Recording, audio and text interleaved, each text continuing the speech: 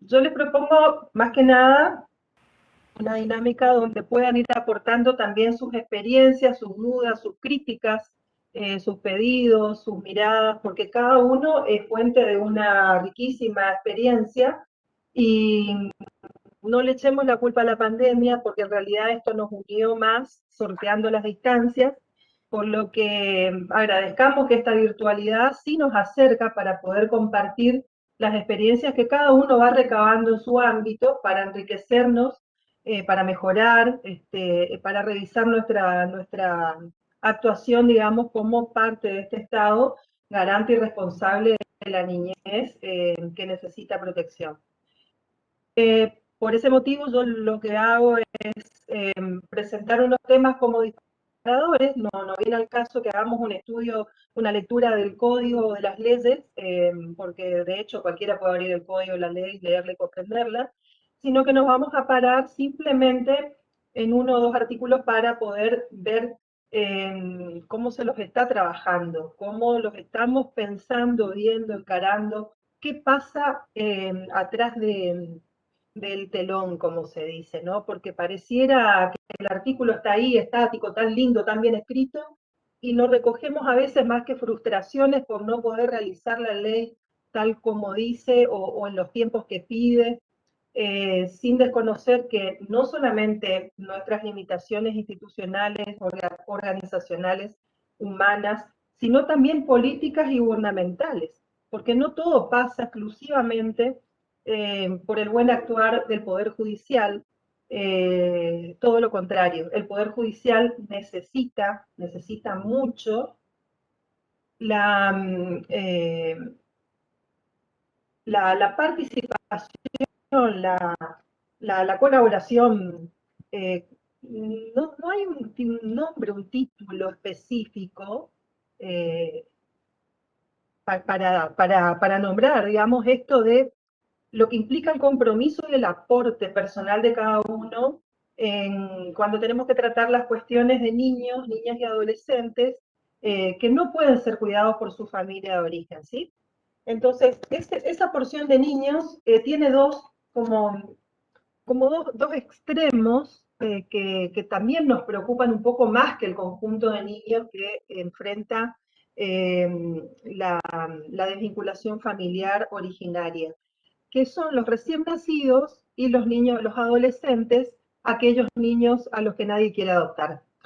Entonces, es como que los juzgados enteros salen corriendo, los trabajadores sociales, los psicólogos, los médicos, cuando se disparan las noticias que hay un bebé recién nacido abandonado. Obviamente nos conmueve, nos debe conmover, obviamente, es un niño recién nacido, indefenso, con la máxima vulnerabilidad posible por su dependencia absoluta de cuidado para sobrevivir, y que por algún motivo está privado de ese cuidado originario, digamos, de su madre o su familia originaria.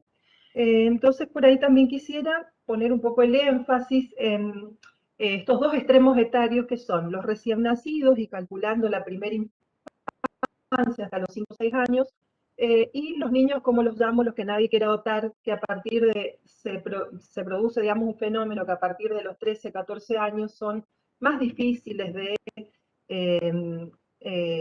encontrarles una familia adoptiva, ¿sí? Entonces vamos a ver cómo dentro de esas dos franjas etarias hay un montón de actividades que se despliegan, tanto en lo administrativo como en lo judicial, y es aquello que no se cuenta y que nadie ve, que la única forma que se vea la gran labor que realiza la parte previa a la judicial, o sea, lo del órgano administrativo, protección de derechos, y luego la etapa judicial, es únicamente si llega en grado de apelación o si hay alguna intervención especial y hay digamos, o cobra, digamos, importancia por algún motivo en los medios de difusión. Si no, hay cientos de casos que transcurren en una excelente labor, en una humanidad brindada a través del servicio no solo de justicia, sino administrativo, de los órganos administrativos que protegen a nivel municipal y provincial los derechos de los niños, que no toma Estado público, que no se ve. Entonces esa tarea también tenemos que destacar y revalorizar. Porque muchas veces se habla de la parte negativa, lo que se hace mal, del error. Está bien, errar, somos humanos, del error se aprende, cuando es significativo seguramente no se va a incurrir dos veces el mismo error, etc. ¿Todo es perfectible? Sí, los sistemas son perfectibles, las legislaciones se modifican, los actores cambian, pero en este transcurso, en este recorte de tiempo, hoy, aquí y ahora, están ustedes, estoy yo, entonces con el bagaje de experiencia que tienen ustedes, más el que le pueda aportar yo a modo de reflexión, me parece que la idea final, y quiero que me lo devuelvan en algún momento, si se logra con esta charla, poder usarla de disparador para provocar los cambios, ¿sí? Y no estamos hablando de un cambio de paradigma absoluto, donde a partir de mañana se hace todo distinto y bien porque antes se hizo todo mal. No, no. Recuperemos lo que se hizo hasta ahora, que no fue poco, valoremos los cambios legislativos y los que se vienen, y valoremos la experiencia de aquellos que lo han hecho bien, no tan bien, y los que se han equivocado, porque a partir de ahí podemos construir mejores estrategias para poder aplicar a cada caso. ¿Por qué les hago esta introducción? Porque me parece a veces reiterativo, pero cada charla me gusta recuperar un cuestionamiento que se me hizo en su oportunidad con respecto a que por qué yo era contraria a los protocolos. Digo, no, no soy contraria a los protocolos, soy contraria a que la gente se encasille en un protocolo y no pueda pensar ni salirse cuando se presenta una variante. Eh, Pretendo sí que los operadores, todos los que intervienen, puedan pensar y repensar los protocolos para optimizarlos. Que el protocolo sea una guía mínima. Las guías mínimas de repente ya están dadas. Si es simplificar en un solo documento lo que nos dice la Convención de los Derechos del Niño, las leyes de protección integral nacionales y provinciales, más los códigos, más las leyes locales que se dicten en torno al trámite de la adopción o de las protecciones integrales, perfecto, sí, sí, se puede elaborar en forma conjunta un gran documento único que a la larga también van a tener que estudiarlo. El problema de la interpretación y brindar interpretado un texto no solo, digamos, lo somete al peligro de la limitación en la interpretación, sino a que se cristalice el derecho porque se cree que esa es la única forma de hacer. Entonces, al know, al conocer, tenemos que sumarle el know-how, cómo lo hago, ¿no? Entonces, el cómo lo hago es una destreza, una habilidad que cada operador tiene que adquirir a partir del conocer la ley, de conocer el alcance, y en materias de niñez, el único límite es aquello que atenta contra los intereses del niño, ¿sí? Sus derechos fundamentales. Entonces, como tenemos una profusa legislación y todas van tendiendo a asegurar, digamos, derechos, y es como que dan una amplitud, una llave que no cierra, a veces también se cae en el error de interpretar que en virtud de un principio, una norma general, una regla moral, que no es jurídica como el interés superior del niño, sino, no vamos a entrar en filosofía, pero la verdad es que hay que tomar en cuenta que al no ser una regla exclusivamente jurídica, sí un principio orientador, un mandato de optimización y un techo invisible, digamos, que le impide al operador ir en contra de lo que pueda perjudicar al niño, tenemos que tener en cuidado esto de la utilización de los principios para que sirvan para el propósito de proteger al niño y no se conviertan a su vez en un obstáculo insalvable que sumado a alguna normativa jurídica que sea de tipo prohibitivo cerrado, que no le dé la opción al juez ni a los operadores de valorar más allá la integralidad de la necesidad de un niño. Por eso, sin ánimos de mezclar, digamos, la función legislativa por el respeto que proclamo de la división de poderes y el sistema republicano de gobierno, respetando que la legislación también acompaña los tiempos sociales, políticos y económicos de un país, de un Estado, tenemos que celebrar que nuestro país tiene realmente una legislación de avanzada que ha logrado también plasmar la necesidad real y actual de la sociedad en el Código Civil y Comercial, y actualmente la provincia de Misiones se encuentra dando un paso gigante en el proyecto de ley, que ustedes me aclararán si ya se aprobó o no, pues no he tenido tiempo hoy de entrar al sitio de diputados, sobre el programa, el proyecto de familias de acogimiento, ¿sí? Para evitar la institucionalización como primera o única solución en caso de medidas de protección de niños que deben ser separados de sus padres. Bien, un poco larga la introducción, pero es para que más o menos se haga la idea de qué es lo que quiero transmitirles, compartir y recibir de ustedes, porque realmente va a ser muy rico poder escuchar sus propias experiencias y si hay alguna situación luego que quieran compartir como de la práctica, va a ser muy bienvenido, porque no todos tenemos las mismas experiencias, los mismos casos, ¿no? Y cada niño es un mundo, no es un caso, ¿sí? Así que la propuesta es esa. El título que propuse es Empieza pero no termina, porque es un camino, ¿no es cierto? Por eso no lo veo como una charla, una ley, un artículo, un caso. Es algo que realmente se concatena a lo largo de la vida y mañana seguramente puede sufrir nuevos cambios o mejoras. Así que lo pienso desde el compromiso que tenemos con la niñez y su derecho a vivir en familia, porque los niños tienen derecho a vivir en familia, no a eh, no a crecer contenidos como un objeto en una institución que los contiene en vez de que los contenga, ¿sí? Entonces, en ese compromiso y el respeto del derecho a crecer en familia de los niños, es que vamos a ver cuántos caminos tenemos hacia la adopción, porque tampoco es el único, ¿sí? Hay supuestos de los que podemos partir, como el hecho de que no podemos desconocer que cada niño, niña, adolescente pueda crecer primero en el seno de su familia, ¿sí? Luego, en un ambiente familiar, si esta es su familia de origen, en la que nació, no puede brindarle los cuidados necesarios para que se desarrolle en forma armónica o en la que no se respetan sus derechos ni se asegura, digamos, su integridad psicofísica, ¿sí?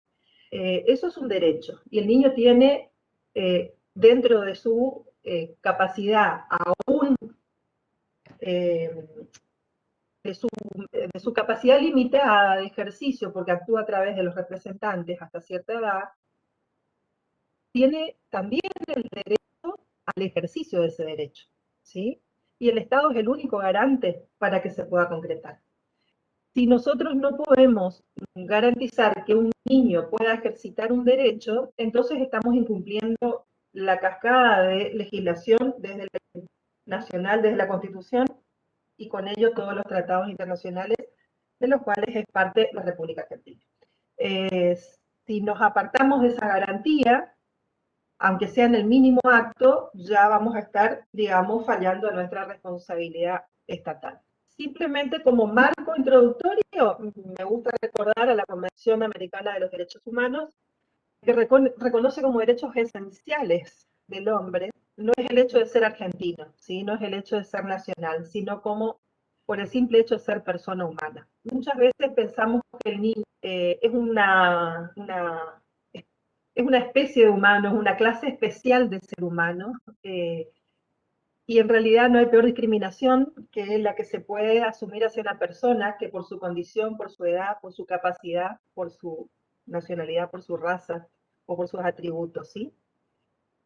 Entonces, el simple hecho de ser humano es lo que nos compromete y en el marco de las mayores garantías por la situación de vulnerabilidad, a los cuales debemos sumar la Convención de los Derechos del Niño, las 100 reglas de Brasilia, para el acceso a la justicia, y que son buenas recordarlas en esta ocasión, no las voy a citar porque creo que todas las charlas las venimos leyendo y releyendo. Les pido que busquen, hagan el cruzamiento de artículos en las reglas de Brasilia que directamente se vinculan con protección integral de niños, niñas y adolescentes en situación de vulnerabilidad por la edad, ¿sí? Y la desprotección familiar. Fíjense ustedes que la Ley de Protección Integral Nacional 26061 nos dice que esa ley tiene un objeto, y el objeto coincide con todo el ordenamiento constitucional y convencional, que es nada menos que la protección integral de los derechos de niñas, niños y adolescentes, ¿sí? Y nos habla de garantías, porque si hay un objeto, el objeto tiene que apuntar a un fin. El fin es garantizar el ejercicio y el disfrute pleno. Entonces me remite a la introducción. Si yo no le puedo garantizar ese ejercicio a un niño, es inútil que proclame el derecho, ¿sí? Y no deja de ser una romántica ley, ¿sí? Que proclama derechos que no son realizados porque fallan los actores.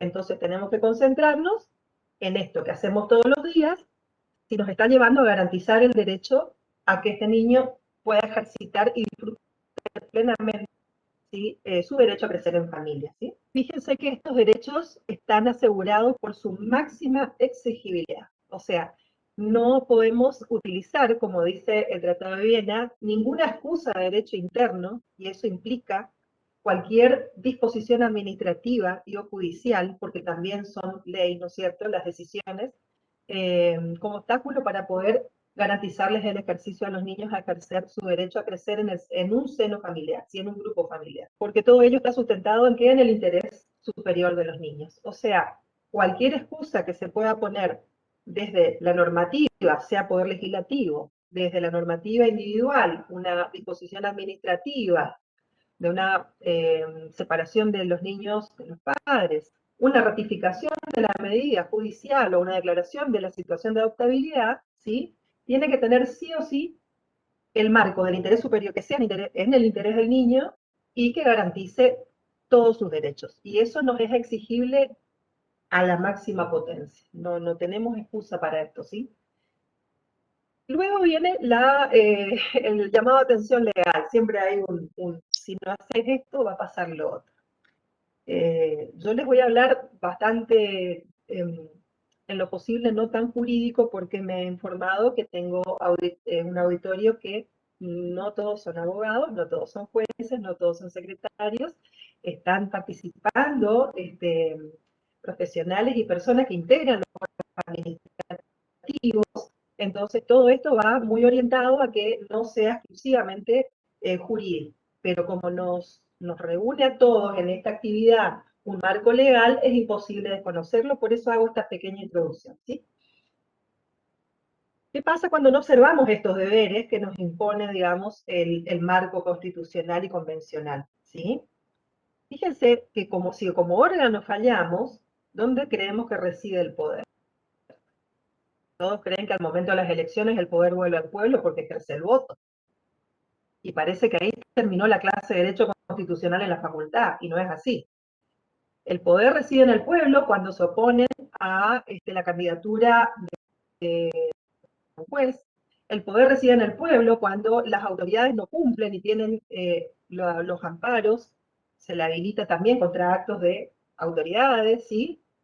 Y en este caso es como que nadie observó, pero, o sea, se sabe pero no se dice, o la gente no se anima, pero suele ser importante conocer que todo ciudadano está habilitado a interponer las acciones administrativas y judiciales a fin de que se restaure el ejercicio y goce de los derechos de los niños, ¿sí? A través de medidas expeditas y eficaces. Esto nos remite al 43 de la Constitución Nacional. Directamente, la Ley de Protección Integral de la Nación nos está diciendo que también es objeto de una medida de amparo la violación o la inobservancia a los deberes, ¿sí?, con respecto a una niña, niño o adolescente. Y esto puede ir dirigido contra la policía, un órgano administrativo, salud, poder judicial, ¿sí?, porque contra los actos de los particulares, ¿quién entiende?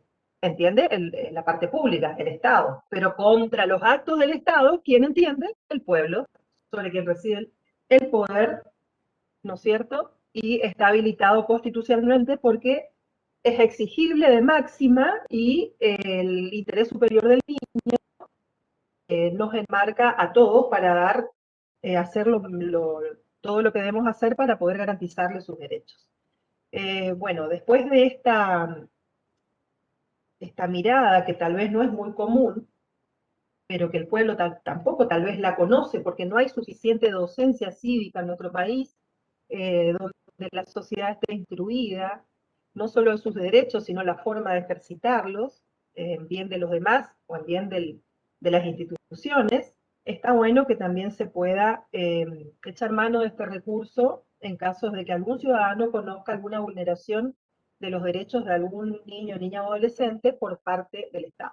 En cuanto a la aplicación obligatoria, la Convención de los Derechos del Niño dice es aplicación obligatoria en las condiciones de su vigencia. Nosotros no modificamos las condiciones de su vigencia como Estado, o sea que como tal rige, solamente no son operativas las cláusulas que remiten a la adopción internacional, ¿sí? Entonces, a diferencia de Chile, que estoy viendo ahora se operó la reforma, todavía no terminé de investigar, ellos tienen como prioridad para la adopción al matrimonio nacional, luego al matrimonio extranjero y por último a las personas solteras.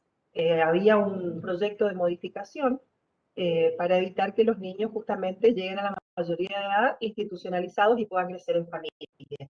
Nuestro país, como les digo, tiene una legislación muy bondadosa, muy prolífera, que trata de garantizar por todos lados los derechos de los niños, incluidos y acompañando los cambios sociales que hemos tenido a lo largo de estos años, incluso superador de otros países latinoamericanos en cuanto permite la adopción de personas solteras y de matrimonios igualitarios.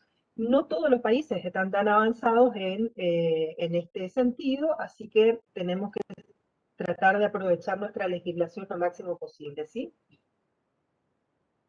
Fíjense que la convención, cuando habla de la obligatoriedad de la aplicación de la Convención de los Derechos del Niño, remite a que esa aplicación se dirige a todo acto, decisión o medida administrativa, judicial o de cualquier naturaleza que se adopte con respecto a las personas hasta los 18 años de edad, ¿sí? En este sentido, cualquier acto quiere decir, desde la intervención policial, desde la línea 102, desde el órgano administrativo, de acción social de la municipalidad, acceso a la justicia, cualquier ámbito, sea administrativo o judicial o de cualquier naturaleza, dice. ¿Por qué? Porque todos estamos obligados a respetar, digamos, los derechos y los principios que rigen y están dados por la Convención. Es de orden público, irrenunciable, interdependientes, indivisibles e intransigibles. En esto coincide con las características de los derechos humanos, porque son los derechos y garantías de los sujetos de esta ley. Cuando refiere a los sujetos de esta ley, habla de las personas menores de edad, ¿sí?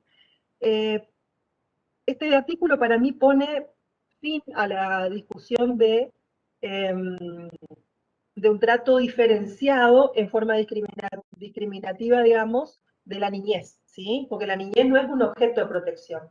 Entonces este artículo deja claro que gozan de los mismos derechos humanos, ¿sí?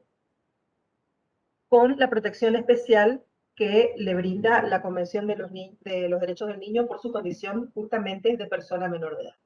Bueno, adoptado la condición de ser humano, de persona y de sujeto de derecho del niño, avanzamos a este polémico, usado, bien usado, mal usado, interés superior del niño, que coincidente con la Convención de los Derechos del Niño, nuestra ley de protección integral dice que a los efectos de la presente ley se entiende por interés superior de la niña, niño o adolescente la máxima satisfacción integral y simultánea de los derechos y garantías reconocidos en esta ley. Fíjense que no es un concepto concreto. Podríamos hablar de abstracción, porque habla de máxima satisfacción. Y cuando uno quiere definir la máxima satisfacción en cualquier orden de la vida, va a variar según el observador, va a variar según el intérprete, va a variar según las circunstancias y las posibilidades. Entonces, justamente como cada niño está inmerso en un contexto sociocultural y económico e histórico, hay que analizar cuáles son los derechos y garantías de mínima que deben ser restablecidos o no pueden ser vulnerados, ¿sí? Y ahí además tratar de asegurar lo máximo que se pueda para garantizar su normal desarrollo y para que pueda desenvolverse hacia la adultez, digamos, en condiciones de dignidad humana, en condiciones de autonomía, ¿sí? Y esto es que tenga abrigo, alimento, educación, salud. Estamos hablando de todos los derechos básicos y esenciales de todos los seres humanos, ¿sí? Entonces, ¿cómo podemos pensar que un niño que está siendo vulnerado en el seno de su familia, obviamente no está disfrutando la máxima satisfacción integral y simultánea de sus derechos porque su integridad psicofísica está siendo perjudicada? Adoptar una medida administrativa ante la denuncia eh, y el rescate de un niño, por ejemplo, en situación de abandono o de encierro o de abuso, los primeros cuidados que se le otorgan siempre son en sede administrativa, protección de derechos o de salud, ¿no es cierto? Sea con la intervención de los órganos administrativos de protección de niñez o con la policía, que intervienen, digamos, e incluso con salud pública que intervienen para la emergencia, ¿no? Para los primeros momentos. A ese niño obviamente no le vamos a preguntar si quiere ir a la escuela de robótica en esa situación, vamos a tener que ver primero que se puede higienizar, que se le pueda dar de comer, que se lo contenga, se lo calme, se lo asista en la salud, se lo aborde en caso de abuso con los especialistas preparados para el tema, poder tomar contacto y conocimiento de cuál es la situación real del niño para poder ver en qué consiste en ese momento el restablecimiento de su interés superior. Entonces el interés superior de cada niño va a variar según la circunstancia en la que se encuentre y el derecho que se encuentre vulnerado o conjunto de derechos. Esto habla obviamente de que las personas que intervienen deben ser especializadas, formadas en niñez, en su área, cada uno en su disciplina, por eso me gusta hablar más que de interdisciplina, de multi o pluridisciplina, porque todos van a converger en el sujeto para poder adoptar las mejores decisiones en formas consensuadas. Porque si hablamos de disciplinas separadas, como compartimentos estancos, yo les llamo cubeteras de hielo, cada uno en su cubito, sin que se mezcle con el otro, y nos encontramos todos en el juzgado y escuchamos que la psicóloga dice una cosa, la licenciada de Trabajo Social dice otra, y el juez no sabe para dónde tirar. Bueno, cuando uno transcurre ese primer camino de manera desarticulada, realmente los resultados no son los esperados y terminamos afectando y no llegamos a consagrar el interés superior de ese niño al momento de las tomas de las decisiones que él necesita para restablecer y poder darle la máxima satisfacción integral y simultánea de sus derechos y garantías, ¿sí? Por eso un solo artículo pareciera ser un bonito poema, pero que puesto en acción uno dice, ¿cómo lo aplico? Bueno, acá tenemos una pauta para aplicar en el primer momento. Muchas otras pueden haber, después los voy a escuchar a ustedes, obviamente. ¿Qué pasa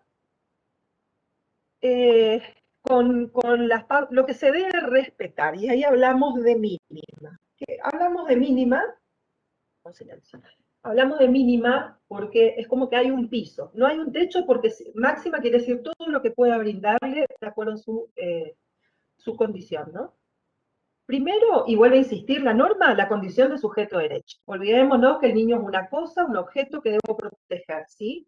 Eh, Hoy por hoy se está discutiendo ya los derechos no humanos o similares a los humanos de los animales, porque no tienen condición de humano, pero si estamos tan avanzados en un área, no podemos estar tan atrasados en los derechos humanos con respecto a los niños, ¿sí?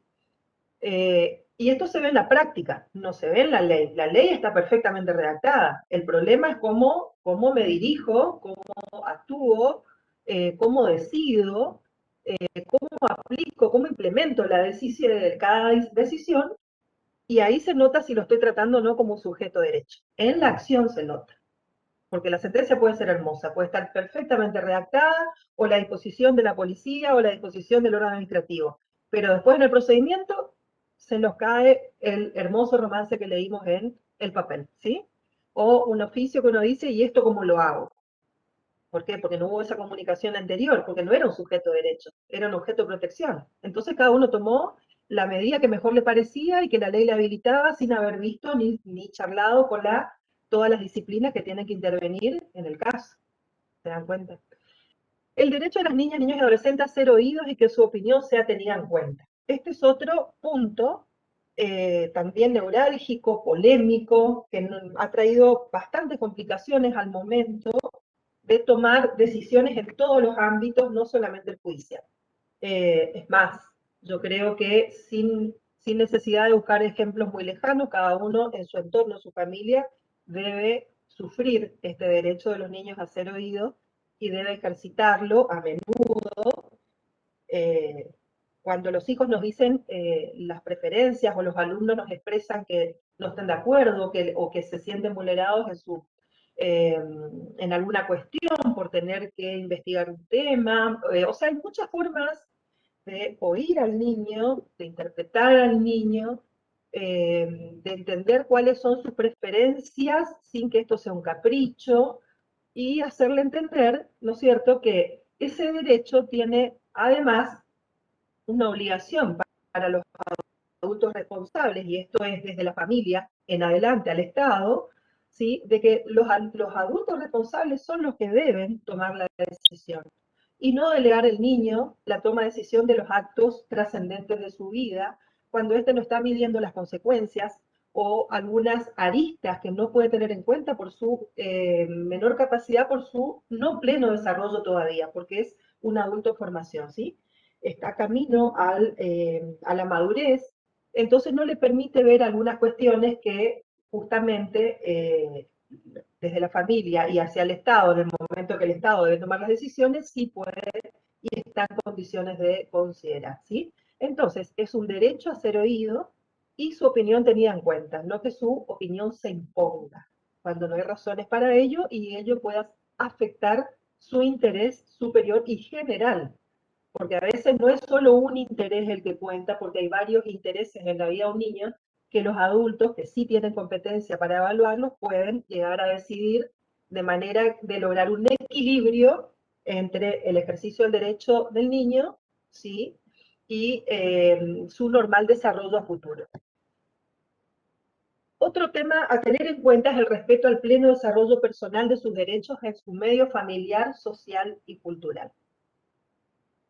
El pleno desarrollo personal, ¿sí?, primero dice su medio familiar, luego social y cultural. ¿Y por qué es importante tener en cuenta? Y es un inciso que no se logra comprender, y llegado el momento yo creo que los que mejor comprenden son los especialistas en trabajo social, porque justamente son los que estudian el entorno, los que ven el contexto barrial, familiar, escolar, social y cultural de un niño que está en alguna situación de vulnerabilidad, y él va a aconsejar o desaconsejar que permanezca en ese medio, ¿sí?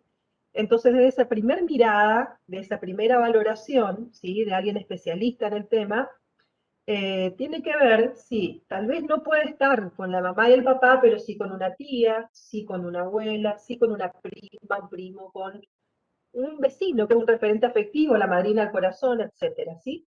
¿Por qué? Porque se lo está manteniendo en su medio, no se lo está desarraigando completamente, y se respeta también su entorno cultural. Porque imagínense ustedes que yo me desarraigué con casi 50 años, sufrí el desarraigo de ciudad al trasladarme de la ciudad de Posadas a vivir y radicarme y trabajar en la ciudad del Dorado. Si bien la conocía, disfrutaba mis vacaciones, tengo familia aquí, pero el desarraigo existe igual. ¿Cuánto más en un niño que no solamente va a sufrir el desapego de su entorno familiar conocido, que sino también de sus amigos, su escuela, su barrio, su entorno? Un niño no es un árbol, una maceta que podemos trasladar y colocarlo donde queda mejor. O sea, sacar la idea de objeto también pasa por valorar la toma de decisión y respetar ese desarrollo en ese medio familiar, social y cultural. Porque es el dolor que siente un niño, yo trato de verbalizar o materializar, ¿no? Pero el dolor que siente un niño al ser separado, lo podría llegar a equiparar a una extracción de un molar sin anestesia. Yo creo que alguien habrá pasado por el dentista y lo habrá sufrido. Algo parecido. Pero es un dolor real, un dolor físico, un dolor emocional, y que se agrava con el tiempo y no se cura. Por más que después querramos reponer, un día de afección al niño es un día, o sea, no se lo va a olvidar. Entonces, nuestro impacto en el medio del niño tiene que ser el cuidadoso, ¿sí? Lo tenemos cuando las circunstancias obligan, obvio, no lo voy a dejar en el medio donde está siendo abusado, golpeado, abandonado y nadie hizo nada por rescatarlo y todos sabían y se callaron. Obviamente ese entorno familiar, social y cultural no es bueno para este niño porque tenemos que ver cómo responde también ese entorno y si están, digamos, atentos al cuidado de este hijo de la vecina que no está siendo bien atendido, no le da de comer, lo deja encerrado solito, o sufre abusos, o no va a la escuela. Entonces, todo eso también es importante que en casi el final de camino, que sería el momento de que el juez toma conocimiento de las medidas y las debe ratificar o no, tenga ese elemento, digamos, para poder decidir mejor. Obviamente, como sujeto de derecho, como persona humana, tenemos que tener en cuenta su edad, grado de madurez, capacidad de discernimiento y demás condiciones personales. Obviamente la edad, ahí se presenta un problema. Lo solíamos ver, ustedes lo deben conocer, por supuesto, muy conocido, el doctor Molina, que escribió el libro ¿Cuánto tiempo es un tiempito? Está en internet, lo pueden buscar, en obra de teatro también, muy bonita. Él era juez de familia cuando yo cursaba con ellos la especialidad en Rosario, en Derecho de Familia. Y en Cámara de Gesell pudimos realizar varias prácticas y entre ellas justamente escuchar a los niños, ¿no? Y la pregunta disparadora del taller fue, ¿qué pasa si el niño tiene 2 meses, 3 meses, 6 meses, un año, todavía no habla? ¿Cómo, cómo puedo valorar eh, el derecho del niño a ser oído? ¿Cómo puedo respetar su pleno desarrollo cultural, social, familiar, su condición de sujeto de derecho? Si está en corta la edad y él no se puede expresar. Quedamos pensando, la verdad que era una muy buena pregunta. Y nos pusimos en lugar del niño. Lo observamos cómo se comportaba. Al cambiar de brazos, a un par de brazos desconocidos, el niño de 6 meses buscaba con la mirada al brazo que lo abrigaba, que era el conocido con el que estaba bien. Luego se manifestó en llanto, pidiendo volver al brazo donde él se encontraba bien. El juez supo decidir, porque supo con quién se sentía bien el niño, sin que el niño todavía pudiera hablar. En otro caso, niños de 2 y 4 años, hermanitos, en una situación de violencia intrafamiliar entre la pareja, también había que decidir con quién iban a estar mejor. El progenitor acusaba la falta de cuidado suficiente de la madre, respetándola, pero dijo que no era suficiente el cuidado, que él sí estaba en condiciones de brindarle mejores cuidados a los niños por el tiempo que tenía y la labor que desplegaba. La madre no, se opuso nada más y el juez dijo al momento de escuchar a los niños, eh, no hacía falta que uno vaya corriendo a los brazos que elija al padre, dice. Entonces le dijo, los enfrentó a los padres y le dijo le decía a los niños cómo se llama tu mamá, cómo se llama tu papá, eh, qué vas a hacer el fin de semana, te gusta jugar al fútbol. Mientras él le preguntaba cosas, digamos, totalmente intrascendentes para la resolución del caso, observó que los niños se pusieron atrás del papá, se agarraron del pantalón del papá, ¿sí?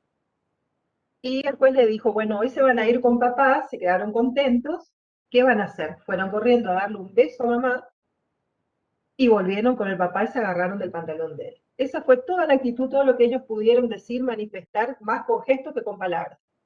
El juez también valoró bien en ese momento que para esos niños esa situación de bienestar que el padre demostró poder brindarle a los hijos, que no era un obstáculo para el contacto con la madre y que los niños estaban mejor con el padre, sirvió muchísimo más que todos los informes, creo yo, ¿no? Porque la actitud del niño, o sea, no es solo por la palabra, hay que ver también el lenguaje gestual, ¿sí? El no verbal. Luego la difícil tarea de equilibrar entre los derechos y garantías, ¿no? Y la exigencia de bien común. Eso es una tarea más bien del intérprete de la norma, o sea, del magistrado, que va a tener que buscar entre, digamos, la ruptura del ejercicio de los derechos o la vulneración que esté sufriendo el niño, un adecuado equilibrio. ¿Por qué? Porque hablamos del bien común. Hablamos del bien común porque el niño es parte de la sociedad, el niño es una persona, es un ciudadano, vive en un barrio, va a una escuela, es parte de un sistema. Eh, entonces, normalmente cuando hablamos de niños estamos pensando de un banco escolar, un número de ANSES, una asignación universal por hijo. No, no, los niños no son números, no son dinero, no son adornos arriba de un banco en la escuela, ¿sí? Entonces nos tiene que importar lograr ese equilibrio donde el niño pueda volver a ocupar su lugar y no que el niño soporte el castigo de ser desarraigado porque quienes debían cuidarlo no lo cuidaron. Eso sería poder mirarlo realmente como un sujeto de derecho y no como un objeto de protección, ¿sí? La ley de violencia, por ejemplo, la provincial, la nacional, se ocupan de la exclusión del agresor. Increíblemente, el niño víctima es el excluido siempre del hogar. Nunca se pensó en aplicar como coadyuvante la ley de violencia intrafamiliar y que sean excluidos los agresores del niño, el niño pueda permanecer en su hogar, en su centro de vida, en su entorno, en su barrio, ¿sí? En su escuela, con sus amigos, con sus vecinos, y que se hagan cargo en todo caso de quienes sí pueden cuidarlo. Cuando los casos son graves y extremos, obviamente, no podemos decirle a una familia acogida que deje su casa y venga a vivir a la casa del niño. Obviamente, no son todos los casos iguales. Pero si tenemos la posibilidad de excluir al agresor y no al niño, también habría que pensar esa posibilidad. Cada caso es un mundo, cada niño es un mundo, ¿sí?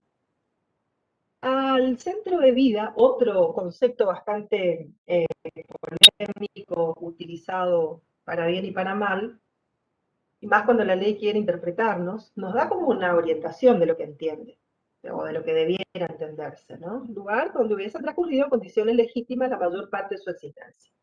Pero, sin embargo, esto apunta más que nada a que los niños no sean violentamente sustraídos, ¿sí? Porque se prevé, justamente se quiere prevenir la sustracción, digamos, no solo internacional, sino nacional. Eh, que no pueda justamente afectarse esto del desarrollo en su medio familiar, social y cultural. Porque el niño, como persona humana, como sujeto de derecho, como persona en desarrollo, necesita ser, pertenecer, estar, existir, crecer y desarrollarse en un centro de vida.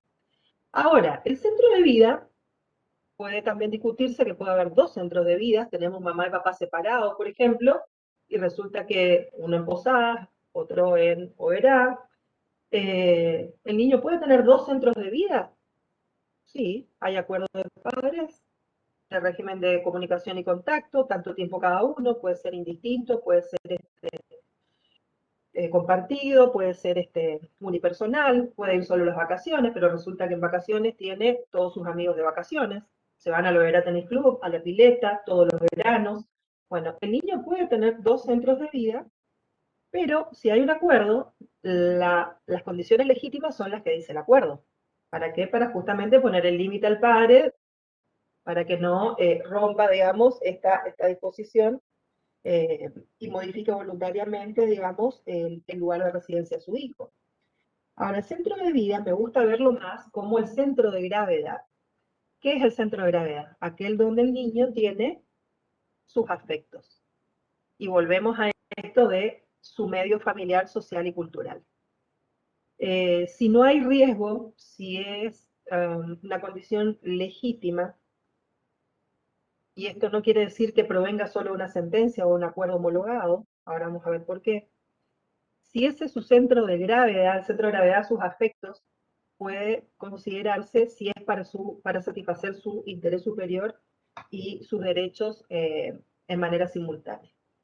¿Por qué? Porque en caso de violencia, por más que el centro de vida del niño sea o era con el papá y la mamá decide irse a Posadas y resulta que el motivo es la violencia, que afecta a los hijos también, obviamente, su nuevo centro de vida, por razones de necesidad, va a ser Posadas, junto a su afecto, que es su mamá, que es la que le brinda la protección de una situación de violencia. Entonces, no es violentar el centro de vida. El niño puede cambiar el centro de vida en circunstancias extremas. ¿O acaso el niño que está en un hogar durante 8 años no cambió su centro de vida? Nació en Iguazú, pero pasó 20 años en Monte Carlo. Entonces, ¿por qué vamos a sostener que el centro de vida era Iguazú porque nació ahí en condiciones legítimas? Es el que subsiste porque no hay una sentencia que diga lo contrario.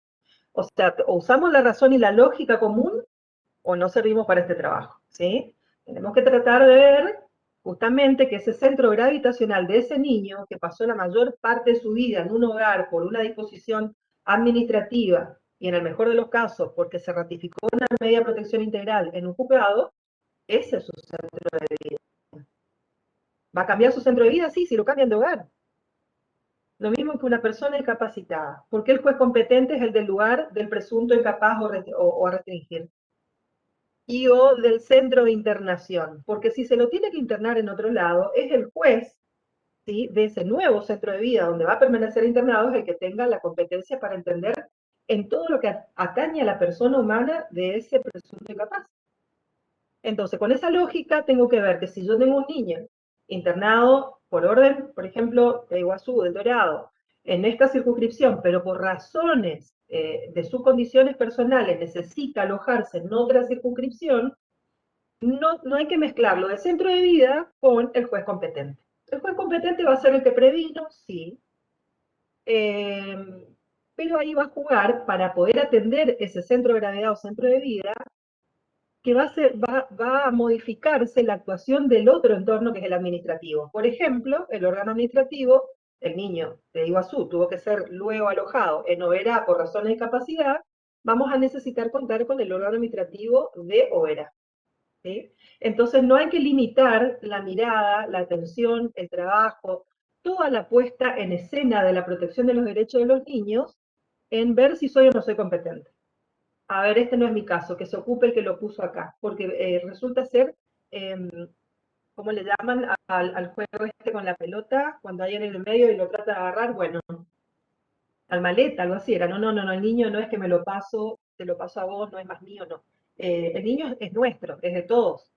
Y el Estado somos todos, entonces tenemos que poner, más allá del juez competente que previno, que está interviniendo, que tiene el aguardo, que decretó la adoptabilidad, etcétera, tiene que finalizar con las actuaciones judiciales, eso sí, no hay problema, pero la otra parte, lo que pasa entre medio, tanto el hogar que lo contiene o la familia que lo contiene, el órgano administrativo de esa ciudad, salud pública de esa ciudad, porque si no caeríamos en una ilógica de que porque el niño es de Iguazú, salud pública o verano lo puede atender. Bueno, no quiero abundar porque es bastante lógico, ¿no? Esto también se aplica a los conflictos cuando todavía no hay separación de los niños, ¿no? Cuando se ejerce, todavía la ley dice patria potestad, responsabilidad parental, son pautas que tienen que ajustarse, pero todo esto sirve para poder mirar, valorar al niño al momento de la toma de decisión, ¿sí? O sea, son pautas que no rigen solo para la separación familiar y la adopción, rige para todos los casos en los cuales intervengan niñas, niños y adolescentes, ¿sí? ¿Por qué? Porque lo que hay es un conflicto. Y cuando existe un conflicto entre los derechos e intereses de los niños y los de los adultos, prevalece lo de los niños.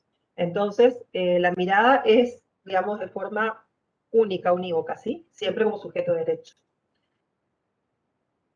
La doctrina se ocupó siempre de hablar de la necesidad de la familia. No me voy a meter en las ciencias médicas ni de la psicología porque no es mi especialidad, pero obviamente es algo de conocimiento común y vulgar que el ser humano necesita una familia, ¿sí? Un autor dijo que el hombre es inconcebible sin relaciones familiares. Fíjense que no dice una familia. Pero a la vez, como por la edad del autor, porque es, digamos, previo a todos estos cambios, decía que no podía realizar una de sus funciones propias de los seres vivos, que es multiplicarse, porque no tenía en cuenta las técnicas de reproducción humana asistida. Por eso el autor dice eso en el 2006. Cuando, o sea, que era únicamente la procreación biológica eh, con la colaboración del sexo opuesto, pero con las técnicas de fertilización, este concepto se supera. Pero lo que no se supera es que el hombre en sí es inconcebible sin relaciones familiares, pero no para que le dé origen a la vida, sino para que lo desarrolle, para que lo hagan crecer, ¿sí? Esto de las técnicas entonces va a solucionar el tema del nacimiento pero no del desarrollo, porque después de la técnica aplicada para la reproducción humana por fertilización asistida, ¿qué va a pasar? Va a haber un vientre portador, ¿sí? Y puede o no haber un padre, no hay problema, ¿sí? Entonces, las familias y las nuevas concepciones de familias quedan todas incluidas, no se excluye ninguna, pero siempre se dice que es necesario, no importa el concepto, una familia para que un niño pueda crecer, ¿sí? Entonces, es imposible que un recién nacido pueda crecer solventándose solo sus propias necesidades, al contrario, necesita amor, abrigo, cuidado, ¿no? Y fíjense que el propio Código Civil y Comercial, si bien reiterando ya las premisas que nos da Abel Sackfield, pero aumentando, digamos, con el avance tecnológico, nos dice que el parentesco es el vínculo jurídico que existe entre las personas en razón de la naturaleza, técnicas y la adopción y la afinidad. Sí, se incluye la adopción, se incluye la afinidad, se incluye las técnicas, ¿no? Entonces, esta familia originaria nuclear viene a evolucionar con los cambios sociales, humanos, legislativos, económicos. También no soy muy afecta a los conceptos, pero nos suelen ayudar a dar una dimensión, digamos, a aquello que, al instituto que tenemos que ejercitar. Y cuando queremos ejercitar la adopción, vemos que, por ejemplo, la Convención de los Derechos del Niño nos dice que los niños temporal o permanentemente privados de su medio familiar, volvemos a la ley, ¿vieron el medio familiar? ¿Sí? O cuyo superior interés exija que no permanezcan en ese medio, tendrán derecho a la protección y asistencia especial del Estado. No nos dice debe ser adoptado. No es la primera ni la única solución para un niño que tiene vulnerados sus derechos y no puede permanecer en su familia. Por eso, la adopción es un camino, pero hay muchos otros. No nos podemos centrar en que es la única solución para que un niño pueda ejercer el derecho a crecer en familia. ¿Sí? La ley 24779 no nos definía y el Código Civil y Comercial incluye un concepto del instituto de la adopción. No lo vea la adopción como un hecho, porque si no nos remite mucho al hecho de quiero el hijo, necesito el hijo para completar mi familia, ¿no? Busco un niño, todos esos términos que se usaban antes, sino como un instituto al servicio de la protección de los derechos de los niños. Es un cambio, digamos, de paradigma porque al ser un instituto jurídico, este sí o sí va a estar en función de la protección de los derechos y no en función de la satisfacción de los intereses de los adultos, ¿sí? Entonces nos dice que es una institución jurídica que tiene por objeto proteger el derecho de los niños, niñas y adolescentes a desarrollarse en una familia que le procure los cuidados tendientes a satisfacer sus necesidades afectivas y materiales cuando estos no le pueden ser proporcionados por su familia de origen. En ninguna parte del artículo ustedes van a leer que dicen que un niño es para completar a la familia que no puede procrear, que un niño es por lástima, que la adopción es para darle una mamá y un papá que no tiene. No, el niño que va camino o concluye el camino a la adopción va a seguir teniendo una mamá y un papá, o una mamá o un papá, o una familia de origen. Él no va a ser huérfano de todo, a menos que se produzca realmente la orfandad, la muerte de sus progenitores, de su familia. O sea, él siempre va a seguir siendo hijo de alguien, pero otro lo va a criar. Entonces, no hay que confundir que este instituto no viene a trasplantar al niño y eh, a negar lo que es. Y lo que es se quedó plasmado el día que nació, hijo de alguien, ¿sí? Con ese respeto tenemos que tratar a ese alguien que le dio la vida, con ese respeto a ese alguien que nació y no puede ser cuidado porque lo hizo nacer. Que el capítulo aparte, si también les interesa, algún día podemos hablar de las mujeres en situación de vulnerabilidad que no pueden criar a sus hijos y cuyos niños terminan en la adopción, porque realmente es una materia pendiente.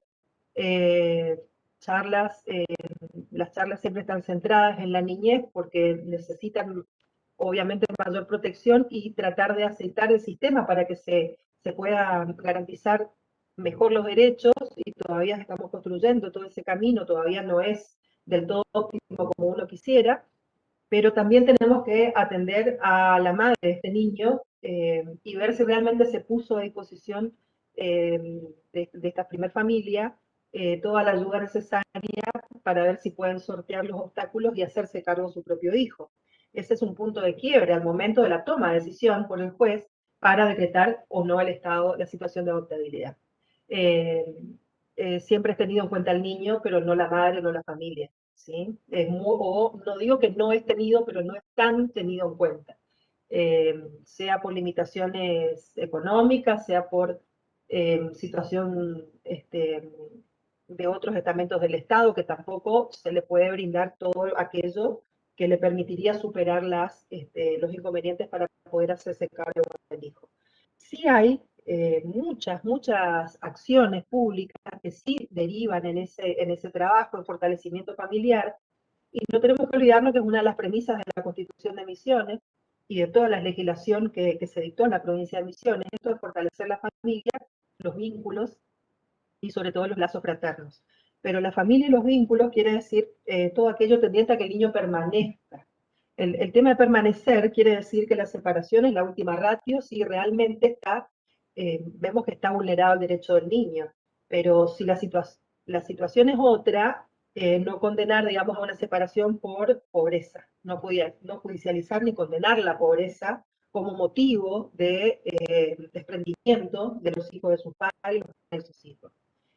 Porque si pudiéramos graficar de otro modo, a mí que me gusta la naturaleza, sería como cortarle una rama ya muy grande a un árbol, va a quedar el callo, la huella para toda la vida. Ese hijo cuyos padres se desprendieron y esos padres cuyos hijos se desprendieron, va a ser una herida para toda la vida. Y no queremos una sociedad herida, queremos una sociedad sana, no rota, que esté íntegra y que se desarrolle en su medio, en su entorno, en su contexto sociocultural. Así que por ese camino creo que tenemos que afinar la mirada.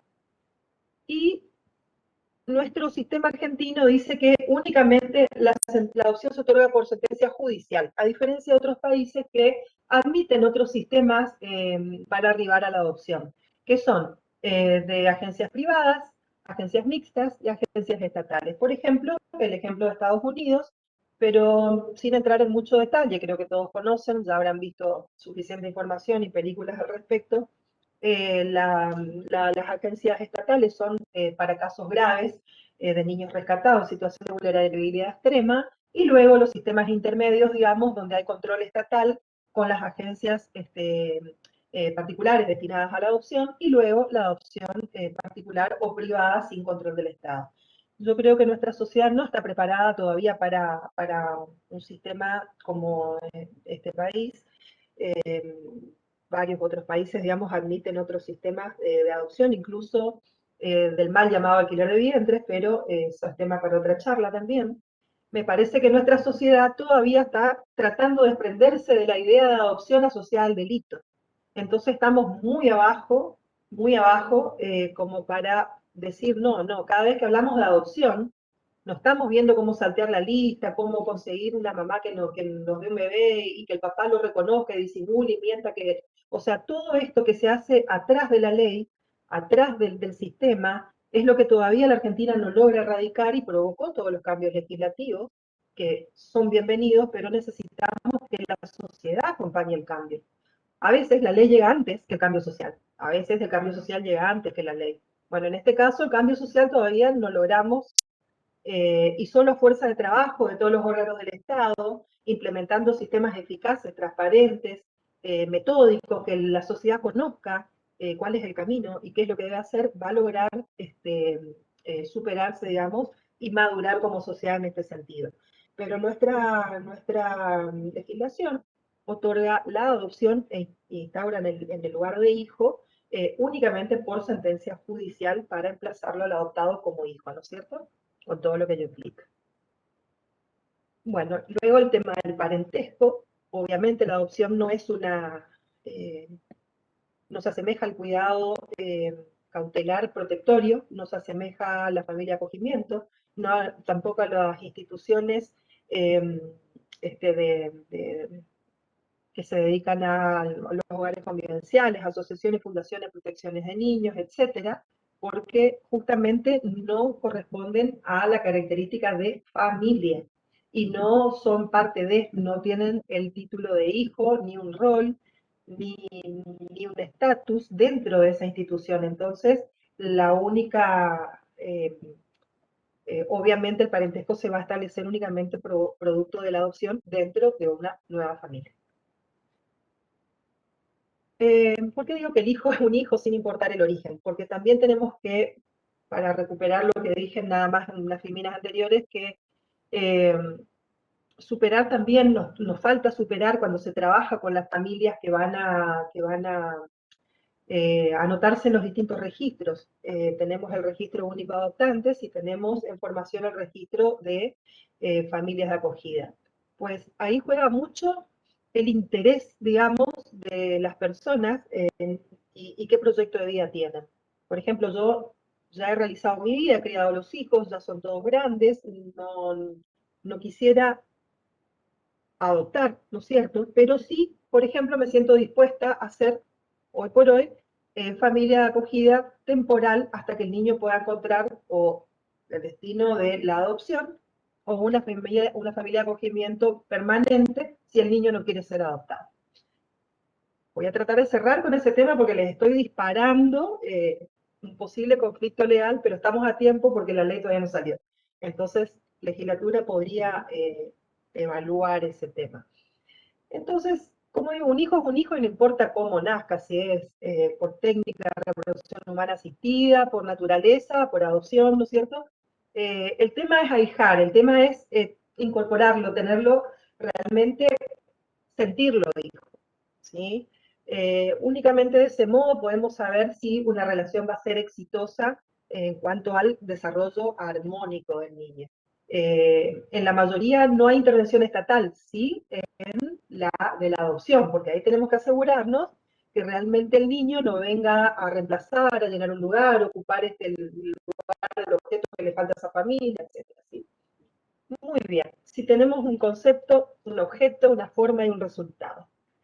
Fíjense, porque la adopción es la institución jurídica, dijimos, que tiene por objeto proteger el derecho de los niños. No tiene por objeto al niño, sino el derecho a crecer y desarrollarse en familia, ¿sí? Y el resultado, en este caso, que es la adopción, que es emplazarlo en el estado de hijo. También se rige por principios generales, muy a pesar de la doctrina que, como vemos, algunos están a favor y otros en contra de los principios. Pero para la adopción, el codificador quiso reiterar aquellos que, si bien en forma general ya están expresados a nivel convencional y constitucional, ¿no? Y en todas las leyes, pero lo incorporó porque este código, al estar constitucionalizado, es como que digamos que es un poco reiterativo, pero como siempre digo, lo que abunda no daña. El problema es que los principios no lleguen a ser un obstáculo para el intérprete o sean mal aplicados porque al no ser una regla que resuelva el caso jurídico en forma expresa, su interpretación lo lleve a una decisión que no sea la más adecuada. Entonces reiteramos que el interés del superior del niño, el respeto por el derecho a la identidad, es muy importante, y es amplísimo, les dejo también para otra charla el respeto al derecho a la identidad del niño que está sometido al régimen de adopción. El agotamiento, este tendría que ser el segundo, no el tercero, el agotamiento de las posibilidades de permanencia en la familia de origen ampliado. Porque este paso es como que, como les digo, a nivel administrativo y pre-sentencia es el que hay que trabajarlo un poco más. La preservación de los vínculos fraternos es muy importante, es una manda también convencional, por eso se prefiere la posibilidad de la adopción del grupo de hermanos, a menos que esto no sea aconsejable o sea imposible, pero siempre tratando que mantengan el vínculo entre familias adoptivas también si ellos es aconsejable. En casos de hermanos donde hubo abuso entre hermanos, obviamente no va a ser aconsejable que ellos mantengan lazos, digamos, o que se sigan viendo, etcétera, porque justamente hay dos derechos vulnerados con respecto a la crianza y cuidado de su familia de origen, pero entre derechos iguales, esto es derecho del niño, si hay también un quiebre ahí, hay que optar, ¿no es cierto?, por proteger a aquel que ha sufrido la vulneración por su propio hermano en este caso, por más que ambos sean menores de edad. Ahí hay que romper la regla de la preservación de los vínculos fraternos. Por eso les digo, la interpretación de los principios no debe ser positivista, ultranza, a ver, aplico la letra fría de la ley porque me dice preservación de los blas, sí, pero le está fijando contacto y visita con el hermano de 13 que abusó de la nena de 5. Obviamente, no lo podemos hacer, no en esta instancia, tal vez con tratamiento, si lo superan, algún día puedan retomar algún tipo de lazo, pero no sería aconsejable mantener un lazo fraterno en esa situación, por ejemplo. El derecho a conocer los orígenes, yo lo hubiera puesto con el B, que es respeto a la identidad. El derecho del niño, niña, adolescente a ser oído. Acá se reitera y se repite lo que vimos anteriormente, así que no voy a ser reiterativa para no cansarlos. ¿Qué pasa con la famosa declaración judicial de la situación de adoptabilidad? El Código Civil y Comercial, a partir de la reforma, nos ha dado normas procesales y normas de fondo, ¿sí? Quiere decir que todos los códigos procesales y las leyes provinciales de procedimiento sobre la adopción van a tener que ser adecuadas al Código Civil y Comercial. Lo que no quita es que cada provincia, dentro de sus facultades reservadas, puedan asegurar más derechos, ¿sí? Lo que no puede es modificar, digamos, el piso mínimo y no puede agravar las condiciones de mínima que se han establecido. ¿Por qué no habría conflicto con que el código de fondo adopte, digamos, normas de forma que son reservadas a las provincias? Esto es normas procesales, el hacer, digamos, el ejercicio del derecho. Porque yo entiendo que es un interés general, justamente, es de orden público, y es una cuestión de Estado el buen desarrollo de los niños, niñas y adolescentes, que son el futuro de nuestro país, que son personas y que necesitan un grado máximo de protección y no puede quedar librado al arbitrio de cada provincia el tratamiento de estas cuestiones, donde muchas de las provincias todavía tienen un sistema de paternalista, ¿no? Que aún no han dejado la ley de patronato en sus prácticas.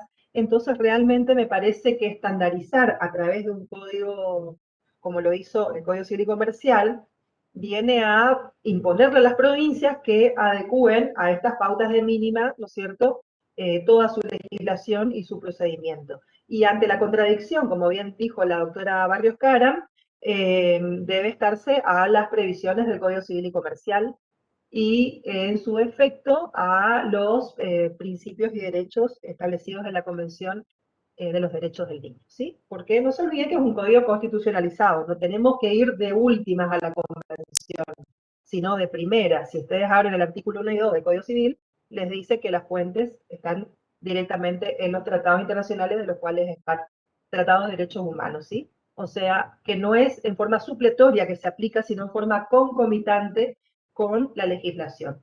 Y en caso de que haya contradicción o violación a algún derecho, basta con ir a aplicar la norma local para poder solucionar el caso y incluso no es necesaria la declaración de inconstitucionalidad para el caso concreto, porque no se olviden que también la inconstitucionalidad no es para todos los casos, sino para el caso concreto. Hay una discusión doctrinaria, pero tampoco corresponde hoy entrar porque es mucho más fino, en cuanto a la inconstitucionalidad o la inaplicabilidad, la inconvencionalidad, perdón. Si bien no somos los últimos intérpretes, el último intérprete de la Constitución es la Corte, y de la Convención Americana, la Corte Interamericana, pero todos los jueces, por el control difuso de constitucionalidad, que es el sistema que nos rige, al decir que una norma de derecho común es inaplicable, indirectamente estamos diciendo que es inconstitucional o inconvencional. Entonces, a veces me da un poco eh, de silencios mentales, digamos, prefiero no contestarlo cuando hablamos, digamos, en algunas discusiones acaloradas con colegas de poner o no poner la palabra inconstitucional o inconvencional, y les remito solamente a una reflexión. ¿Acaso el recurso extraordinario no se llama inaplicabilidad de la ley y no deriva la arbitrariedad de la sentencia? porque es una norma repugnante al sistema de derechos. Entonces lo mismo que diga inaplicable, inconstitucional o inconvencional. O sea, si vamos a discutir por el término que usamos para no aplicar un artículo del código, quiere decir que nos falta un largo camino todavía para reflexionar nuestro derecho constitucional y para poder comprender el sistema legal argentino. Entonces, como también excede esta charla, les quiero dejar abierto únicamente que entre el 607 y el 611, y por consecuencia el 613 y el 614, ninguno de estos artículos, ¿sí?, puede ser usado para vulnerar ningún derecho, sino directamente es inaplicable por inconstitucional o inconvencional. Pero como tampoco voy a entrar en la discusión teórica doctrinaria, porque sé que hay otras voces doctrinarias y las respeto, entonces me parece a mí que si están conformes con decir la palabra inaplicabilidad, para mí alcanza, ¿sí? Entonces, simplemente no lo aplico porque hay otra norma que me da una solución mejor. Ahora, lo que hace a la seguridad jurídica no es dejar al arbitrio del intérprete y del decisor, que es el juez, de crear una norma particular diferente a la que está creada.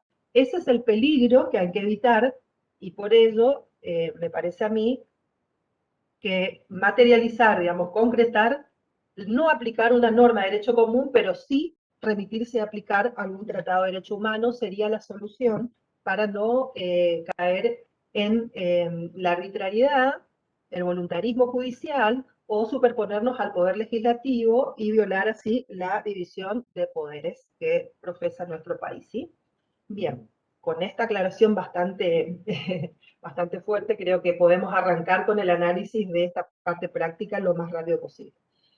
La declaración judicial de adoptabilidad se dicta sí. El sí es una condición. No es que se dicta sí, sí, sí, se dicta. No, no, sí. Y ahí vemos cuándo. Vamos a tratar de analizar la letra de la ley como nos pide el artículo.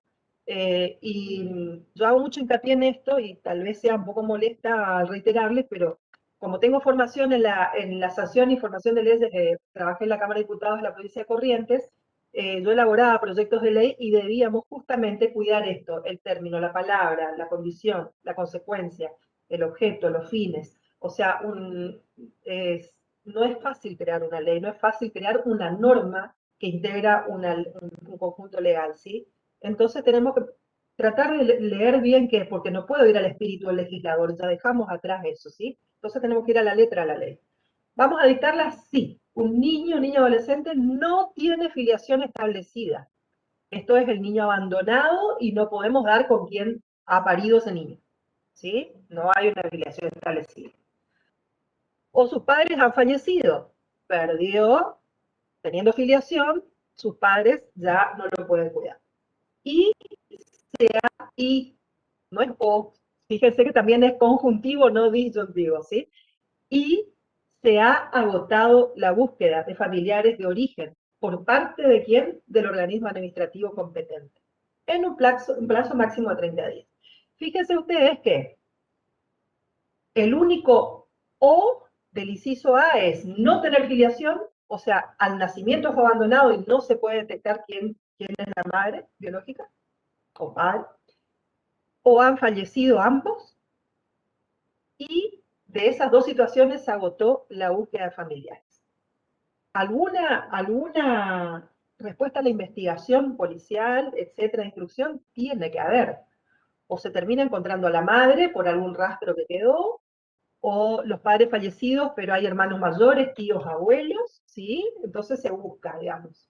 Bueno, en caso de que ninguna de estas circunstancias se logre concretar, se habla de que el plazo de 30 días prorrogable por otros 30, o sea, estamos hablando solo de 60 días.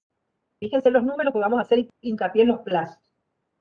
Y acá viene el otro problema, sí, pero yo dependo del juez de instrucción, sí, pero el órgano administrativo no me manda el informe. Bueno, pero el juez tiene, para llamado sentencia, 45 resoluciones anteriores y justo esta entra después y debo resolver primero las más antiguas y ya se me vence esta. O sea, todos estamos corriendo con los plazos y dependiendo de la actividad de un otro, ¿sí? Entonces tenemos que ver que este marco temporal, ¿sí?, es inexcusable. Si yo veo a los 15 días, 20 días que no hay respuesta y voy a estar llamando por teléfono a jugar inclusión a la policía, a lo administrativo, no voy a esperar al día 30 para que me digan, a ver, ¿tenés noticia? El bebé sigue en neo. No, obviamente que esto es un día a día y los jueces de primera instancia lo saben muy bien, ¿sí? Por eso quiero destacar esa labor que no se ve, que no se dice en la norma y que a veces no surge bien plasmado en el expediente, pero es algo que se hace, ¿sí? La razón fundada, ¿por qué? Porque si yo tengo rastro de familiares en otra provincia, por ejemplo, y en 30 días no logro más con la pandemia de poder reunirme, aunque sea virtualmente, para ver si se pueden hacer cargo del niño, y no voy a poder declarar la situación de adoptabilidad teniendo pendiente porque encontré familia. ¿Está? Bien. El supuesto B. Los padres toman la decisión libre e informada. Este tema hoy no lo voy a abordar, también va a ser materia de otra charla, pero quiero destacar que esa decisión libre e informada, esto es, hola, señor juez, señor defensor, yo este niño no lo quiero, no lo puedo criar, para no abortar lo tuve, la excusa que sea, toda excusa es válida mientras el niño, digamos, tenga, digamos, un destino de protección, ¿sí? O sea, y el acto voluntario de esos padres o madres obedezca a razones, digamos, ni siquiera preguntarle las razones, en el sentido de que si le dice por pobre, porque no le puedo dar, bueno, puedo articular un plan social, algo para, porque hay voluntad sí de tenerlo, pero no puede. Ahora, la voluntad de no quererlo, no quiero un hijo, no quiero que sea mi hijo, yo no quise ser madre, etcétera, ¿sí? Entonces esa decisión libre, informada es muy importante y es materia de otra charla. Pero es válida solo después de 45 días después de producido el nacimiento. Ahí surge un conflicto de orden administrativo, sanitario y judicial. ¿Por qué? Porque se dispara el mecanismo, ¿sí? Entonces puede que sea abandonado en la vía pública, en el hospital, en el propio juzgado, en manos de un vecino, o que el vecino, digamos, conociendo la situación, le dé abrigo como primera medida, ¿sí? Y digamos que pasaron los 45 días, vamos a estar en el supuesto que pasaron los 45 días. Eso es relativo, porque hay situaciones que antes de los 45 días o después de los 45 días no van a variar, ¿sí? Entonces, el plazo legal es más que nada para preservar a la mujer por el periodo posparto, ¿bien? Entonces, como es una condición de validez, no de procedencia, no cuesta nada hacer superar ese plazo conteniendo al niño con una medida de protección. Y luego del plazo volver a insistir con la mamá y ver si los inconvenientes persisten o no, si su voluntad persiste o no, o si pudo sortear las dificultades que tenía para hacerse cargo. Por eso es de validez, la manifestación es un requisito de validez, ¿no? Ahí no va a poder dictar la sentencia de adoptabilidad antes de los 45 días nada más. ¿Qué pasaba con que se dispara el mecanismo? Y quiero ir apurando si no me excedo más. Acá hay varias situaciones que de hecho no están contempladas en la ley porque imagínense ustedes el caso del niño recién nacido, estamos hablando 45 días, un recién nacido, ¿qué hago con el bebé? Eso es lo que se pregunta cuando hay un caso así, ¿no? ¿Qué hago ya con el bebé? En la cabeza por ahí dice, listo, que siga neo, o que siga, bueno, pero ya estaba dado de alta y el abandono se produce después, ¿no? A un hogar. La primera respuesta era un hogar, porque era la primera respuesta y casi la única. Por suerte esto está cambiando. Pues bien, del hogar sabíamos que había un largo trayecto de años hasta que se resolvía. Esto con la ley anterior y con un sistema de práctica judicial que quedó obsoleto. Hoy por hoy, yo creo que la provincia ha hecho eco, digamos, de todo lo que se transfirió con los informes, eh, con las inspecciones, con el trabajo en conjunto, que quiero destacar que la Cámara del Dorado, al igual que las restantes cámaras, realizan en conjunto la inspección a los hogares que están en su circunscripción judicial y en una suerte de doble control, de doble ciego, digo yo, porque el órgano competente para inspección de hogares, la obligación recae en el Ministerio de Desarrollo Social, que son los organismos que habilitan al funcionamiento de los hogares. Entonces nosotros, jueces de cámara, no tenemos mucha idea de seguridad e higiene y de habilitación, o sea, tenemos que controlarles si tienen la habilitación y tenemos que ver las condiciones de higiene y, digamos, generales del hogar, a ver si en general están bien. También hacemos un doble control de que si ese niño que está ahí, digamos, el trámite en la primera instancia está adecuado en los tiempos, en el procedimiento, si hay algo más por hacer, si se puede sugerir alguna medida más, ¿no es cierto?, para finalizar la institucionalización, por ejemplo. Bien, pero ¿qué pasa con un niñito tan chiquito y que no está en un sistema institucionalizado y no hay familias de abrigo ni de acogimiento disponibles? Las soluciones de la jurisprudencia a nivel nacional, que las hemos desarrollado en el transcurso de la maestría de Derecho de Familia, Niñez y Adolescencia de la Universidad Nacional del Nordeste, de la cual soy egresada de grado y de maestría, que ahora ofrece al Centro de Capacitación la misma oferta y se las recomiendo. Realmente hemos abordado muchas soluciones plausibles, posibles, para abordar a la niñez abandonada como neonato, ¿sí? La solución que me pareció más humana, más adecuada, más justa, que menor gravamen causa al niño y a todos los involucrados, es aquella de llamar como guardadores provisorios, ¿sí?, a personas inscritas en los listados de los registros de adopción, para el caso de que pasados los 45 días la madre persistiera en la decisión de o no hubiera superado las posibilidades de poder criar y se hubiera agotado la búsqueda de familia. Entonces, dado la condición sine qua non que vimos antes, en ese caso la guarda no sería un obstáculo para que accedan a la continuidad mediante el sistema de guarda con fines de adopción. Porque este sistema no está legislado y es una solución tan útil, tan valedera, que lo ha aplicado la mayoría de las provincias de la Argentina. Porque justamente tenemos un doble beneficio. El beneficio de que está resguardada una medida de protección urgente el neonato, ¿sí? No tengo que dejarlo en el hospital, en neonatología, no va a estar deambulando con familias de la comunidad que por ahí no saben cuidar un recién nacido, o no quieren o no pueden, y no va a estar en un hogar de niños, que es lo menos aconsejable para un recién nacido, con los cuidados exhaustivos que merecen los primeros días de vida.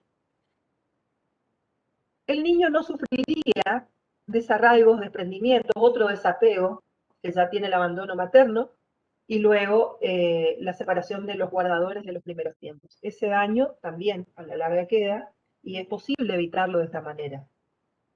No estaríamos, digamos, atravesando tampoco largos procesos judiciales, sino que este sistema aceleraría, digamos, los tiempos, porque si en 45 días, pasados los 45 días, en los 30 resuelve el juez, dice, bueno, agoto los familiares 30 días más, no tengo que agotar 180 días como la otra opción C, ¿sí? Entonces, ¿qué pasa? Estamos pensando que en 2 meses, en 3 meses, podemos tener resuelta la situación de este niño, ¿sí?, con respecto a su derecho a crecer en el seno de una familia, sobre todo a tan corta edad, donde los riesgos son mayores y el cuidado es más intenso. También se beneficia el grado de transparencia en la selección, digamos, de las personas que podrían aspirar a la adopción de ese niño, porque obviamente otra cuestión instalada es que todos buscan bebés recién nacidos. Pues les aviso que no es así. Hay muchas familias que no quieren bebés recién nacidos porque ya prefieren niños en la primera infancia, segunda infancia, para no pasar justamente por los primeros meses de vida. Pero hay mayor preferencia de algunas familias, sí, empezar de cero con un niño recién nacido. Eso provocó también todas estas vulneraciones que llevaron a los cambios legislativos que habíamos comentado al principio.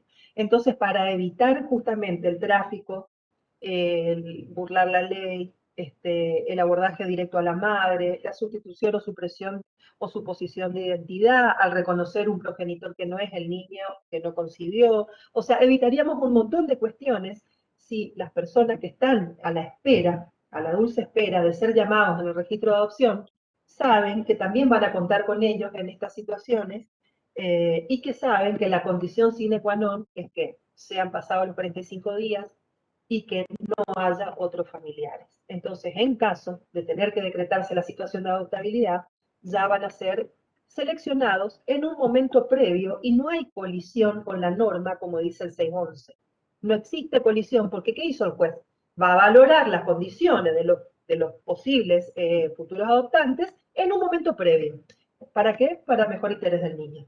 Entonces, si amerita que un niño no sufra otro abandono, otro desapego, que el juez tenga que hacer el esfuerzo de valorar antes de que llegue el momento del 611, esto es, luego decretar el estado de adoptabilidad, recién llamar a la lista del registro, toda la jurisprudencia nacional entendió que eso no es un obstáculo, sino que está dentro de las facultades judiciales justamente poder tomar ese tipo de decisiones, porque lo único que la ley no puede, ¿saben qué? Prohibirle al juez que interprete la norma, porque si no los jueces estaríamos de más en el sistema y habría que cerrar el Poder Judicial, porque el juez es el que interpreta la norma y el que toma la decisión y el que adopta la sentencia. Entonces, ¿en quién debemos confiar? En la sana decisión de un juez, digamos, que va a valorar en qué momento aplica la norma. Si al principio, al medio, al final, se agota los días, si pide otro plazo, si lo duplica, todo fundamentalmente, no hay problema. Fíjense ustedes los 180 días y las 24 horas. Si las medidas tendientes a que el niño permanezca en su familia, origen ampliada, no han dado resultado, en un plazo máximo de 180 días. ¿Cómo jugamos con los 45 días, el plazo mínimo para que la madre diga, yo quiero dar mi niño en adopción, o yo no lo quiero, o lo abandonó, la encontramos, la traemos y hay que esperar los 45 días? Fíjense que dice plazo máximo. ¿Qué quiere decir? Que nadie tiene que agotar los 180 días. ¿Sí? Si después de los 45 días, en los próximos, en los 46, 47, 48, vemos que realmente no hay ninguna solución, no hay ningún obstáculo para que sea dictada la declaración, porque el juez tiene 30 días después de los 45, que ese sería el plazo de mínima, 45 desde el nacimiento. Ahora un niño que ya es grande, que no es un caso recién nacido, y es muy difícil la búsqueda de familiares, etcétera, las medidas excepcionales, ¿sí? No dieron resultado, entonces ese máximo era para limitar el tiempo de permanencia en hogares, no para que los jueces o el órgano administrativo se tomen con gusto los 180 días. Señores, 180 días son 6 meses. No los hagamos chiquititos, no hablemos de chiquitito. Es una vida 6 meses en un hogar, ¿sí?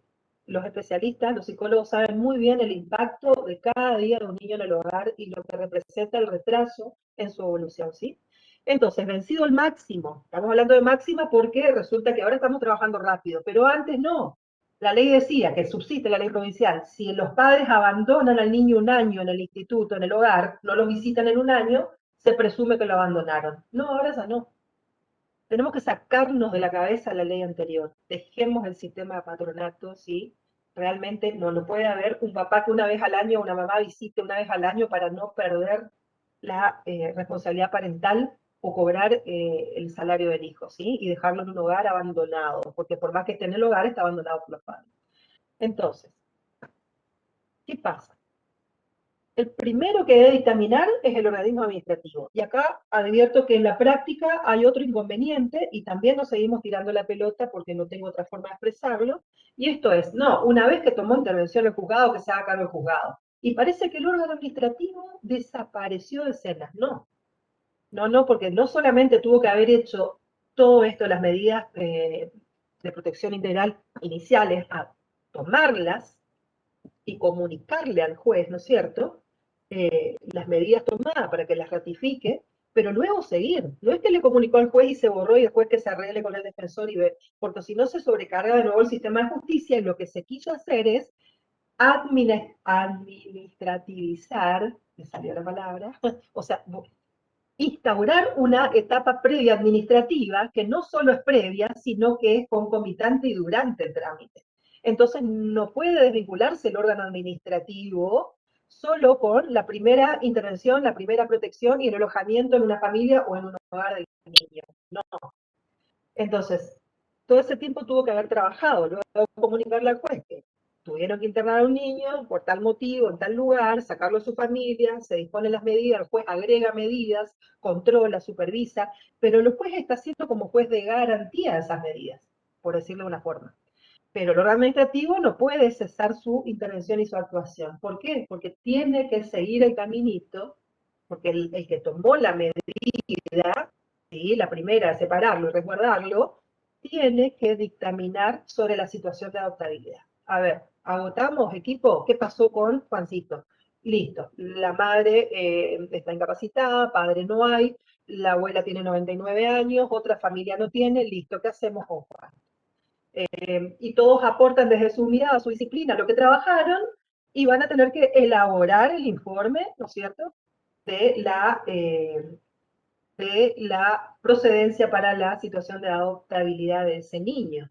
¿Cuándo? 180 días, máximo. No lo ocupen, es máximo. Si a los 30 pasó, será a los 30. Si es a los 42, a los 40. Si es a los 61 días, a los 61 días. No hace falta que ocupen los 180 días, es de máxima. Pero vencido el plazo máximo, en 24 horas, o sea, a los 181 días el dictamen de que debe procederse a dictar la declaración de adoptabilidad debe estar presentado en el juzgado.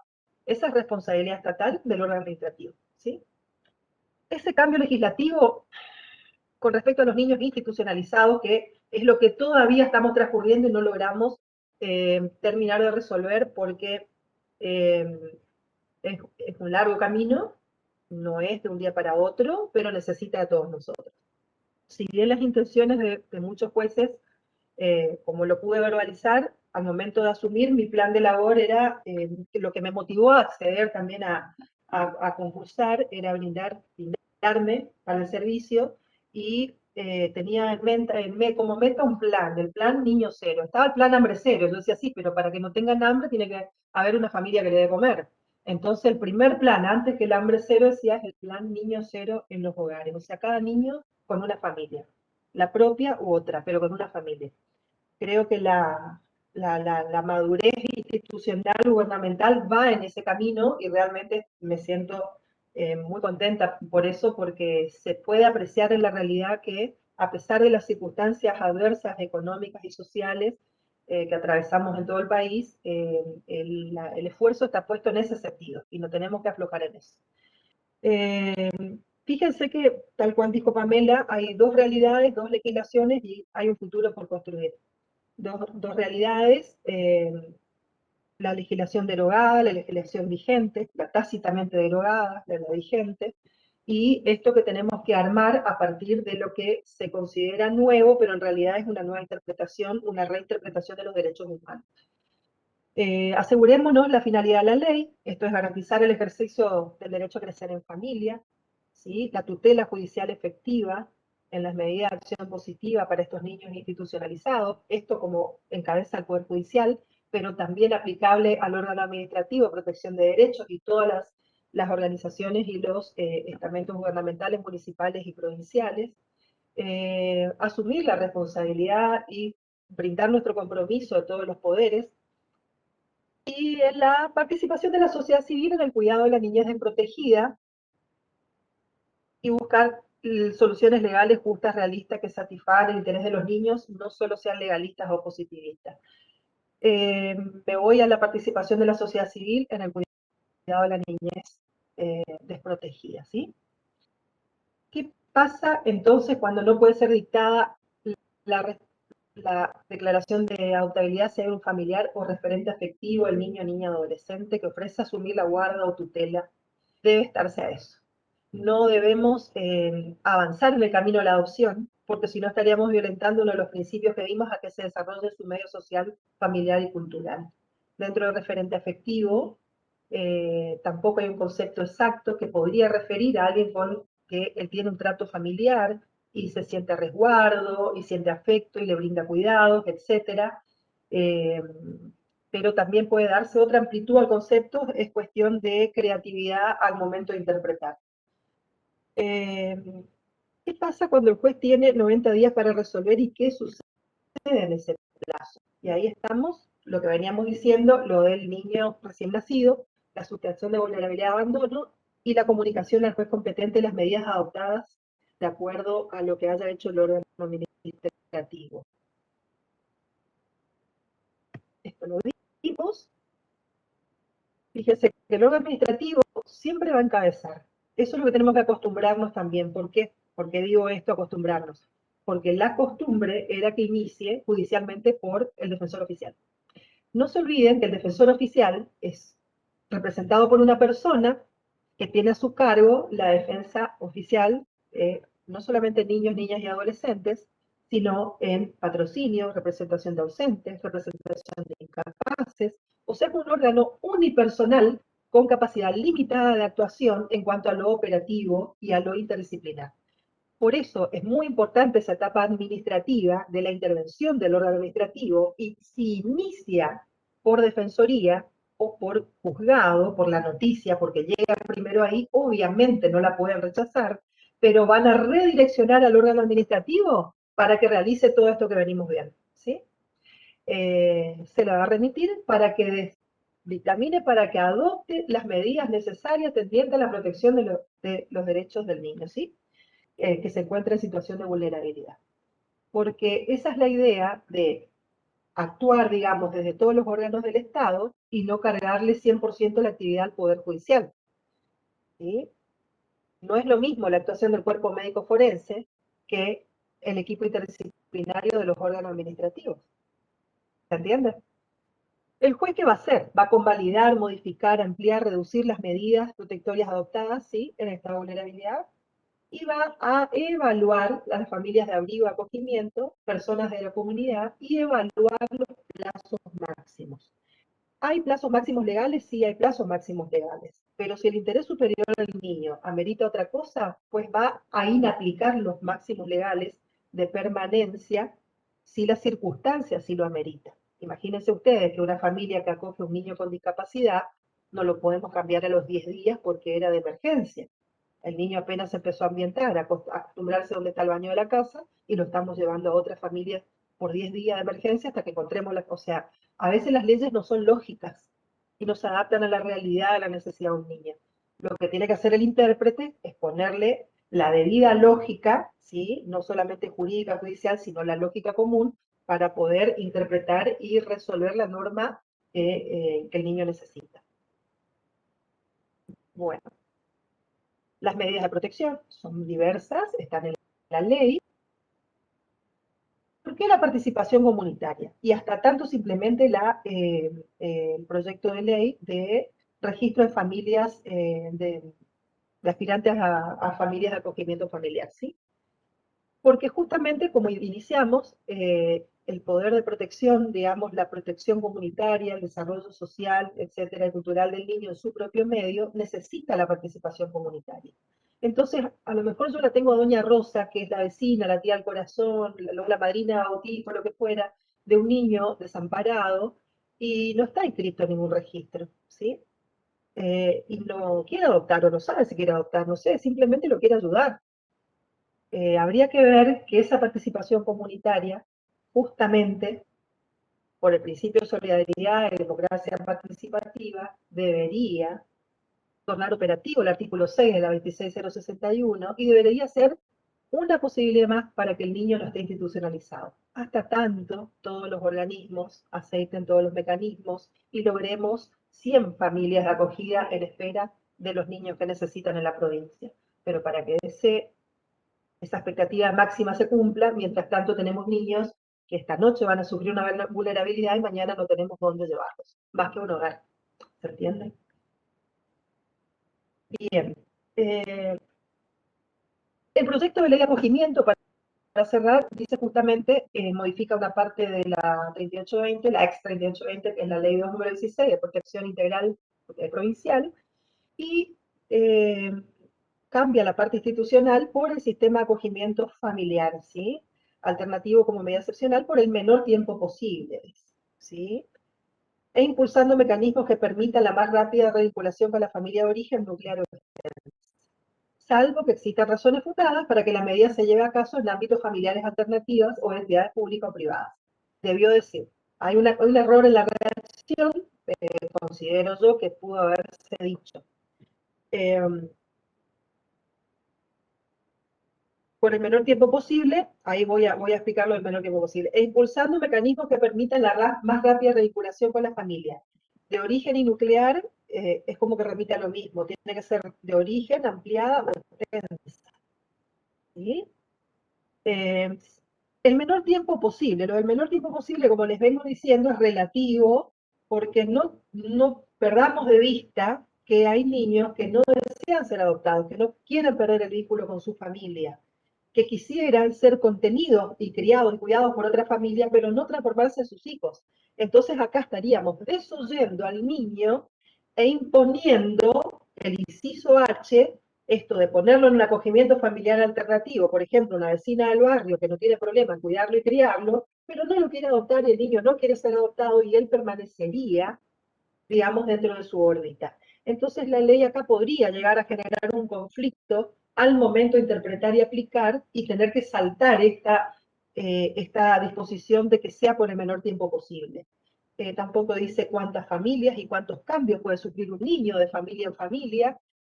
También es otro bache que tiene que pensarse porque si no volveríamos a revictimizar al niño desapegándolo a cada rato de distintas familias de acogimiento, ¿sí? No nos olvidemos que es todo un proceso seleccionar las familias que van a brindar acogida a los niños.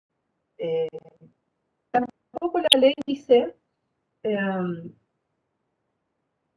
tampoco la ley dice en este caso si las familias inscritas para el acogimiento pueden o no estar a la vez inscritas en el registro de adoptantes. O sea, entiendo que lo que no está prohibido está permitido, pero podría llegar a generar un conflicto de interpretación no deseado, sobre todo para los destinatarios de la norma, tanto niños como familias que aspiran a una y otra cosa o una u otra cosa. Así que habría que ver el legislador si revisa eso y estar integrando el sistema de acogimiento familiar alternativo es un obstáculo para ingresar al registro único de adoptantes. Debería ser modificadas en forma conjunta las dos leyes, pero la privación de uno a otro tiene que ser estudiado con más tiempo, porque si el sistema, hablemos en general, si el sistema no funciona pasados 180 días y el niño estuvo con esta familia alternativa y no logra la adopción y, por ejemplo, tiene lo que fuera, 10, 12, 16 años y ya dice, bueno, no, yo ya me quiero quedar acá, yo ya estuve acá 180 días, yo me encariñé con esta familia, de acá no me quiero ir, o viceversa. ¿Qué pasaría? Tendríamos que estar de vuelta ante un virtual 611, ¿entienden? Entonces, es un problema cuando se quiere legislar todas las situaciones particulares, se termina, digamos, cayendo en estas incongruencias o posibles limitaciones a derechos que terminan afectando derechos fundamentales. Así que yo creo que esa norma tiene que ser mejor revisada en forma orgánica con toda la legislación de emisiones en este tema, para evitar después que los jueces tengan que recurrir a las inconstitucionalidades, ¿sí? Primero, fortaleza define el marco de actuación del órgano administrativo, me parece una fortaleza, si bien ya estaba un poco dado en la ley provincial de protección, es como que lo vuelve a afirmar. Otra fortaleza es que crea el sistema de familias de acogida como alternativa prioritaria antes que la institucionalización. También mantiene el diseño de medidas de protección de la 3820 y como debilidad, como les digo, no prohíbe inscribirse en el registro de adoptantes los inscritos en el registro de familias de acogida. Otra debilidad es que el plazo máximo de acogimiento familiar no está expresado y el código dice 180 días como medida de protección. Así que si el acogimiento familiar va a ser definido solo como medida de protección o como acogimiento familiar alternativo permanente como es en España, por ejemplo. Otra debilidad podría considerarse que sí, incluir, aunque creo que el juez tiene toda la libertad para decidirlo, no necesita que el proyecto incluya esto de convertir, por ejemplo, el acogimiento en tutela, ¿sí?